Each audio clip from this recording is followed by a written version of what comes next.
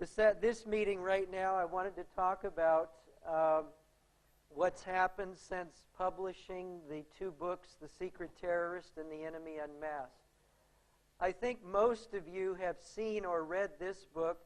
This one came out in 2005. Basically, The Enemy Unmasked is a response to people who, after having read The Secret Terrorist, they came after me and said, "You don't have any idea what you're talking about." And most of the people that did that were Seventh-day Adventists. People would say, in fact, I still remember a lady out in Portland, Oregon. I was out there having some meetings, and I gave 2 or 3 talks, and I was going through the foyer of the church, and she came up to me and she said, she kind of tisk like that to me, and she said, you gave a good try with The Secret Terrorist, but it's not the Jesuits that are doing this, it's the Jews. And I looked at her and I said, well, ma'am, if you can prove to me from Revelation 17 and 18 that Babylon the Great is the Jews, I'll agree with you. Well, of course she couldn't, but she wasn't about to agree with me either.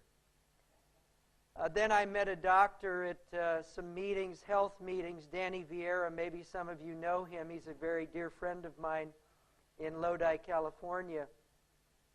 Danny was having a health crusade at his place there in Lodi, and a Dr. Lorraine Day, who has put out some excellent videos and DVDs about cancer not scaring her anymore, because she cured herself of cancer by using alternative methods of healing.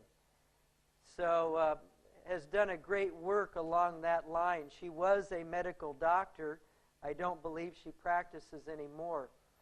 But she approached me as Danny asked me to give the opening prayer for a meeting, and she was going to be the speaker. So we were standing there in the back of the room, and and Danny introduced me to her as the man who wrote The Secret Terrorist and The Enemy Unmasked. And she said, you gave it a good try, but again, you're wrong.